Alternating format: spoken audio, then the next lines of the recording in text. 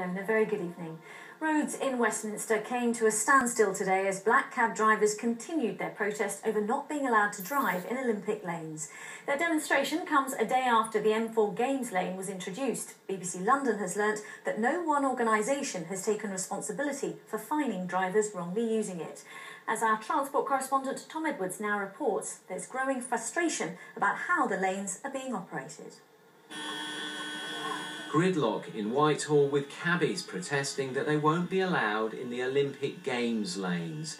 Official 2012 cars and the surrounding roads were brought to a standstill as cabbies made their point. We're part of London transport.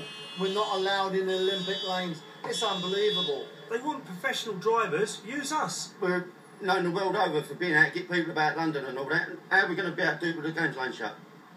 You know what I mean? It's terrible. You ain't going to be able to earn a living.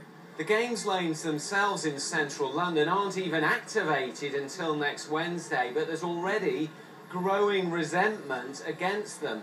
The cabbies are planning more protests, but it seems unlikely that Olympic organisers will change their policy. So far, 2 Games lanes for Olympic traffic only are in operation. This one on the M4 and here in Surrey on the Egham bypass.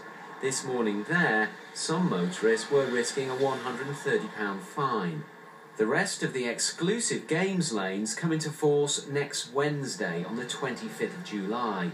But even though they're not active in London, they're still causing confusion, like here on Southampton Row. They're a bunch of morons, actually, the people who've done this. Well, one says it starts at the 25th, and one says it starts at the 15th, so we don't really know which is which. Yesterday, no fines were given out for vehicles going in the M4 Games lane. That may be because no one is policing it. We've not found any organisation willing to accept responsibility for handing out the fines.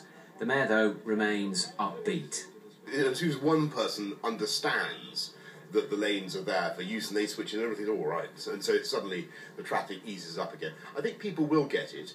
Look at the website, look at the signs on the side of the road which indicate pretty clearly when the Games lane is actually in application, but also look at the variable messaging system that will tell you whether you can use them, even in Games time.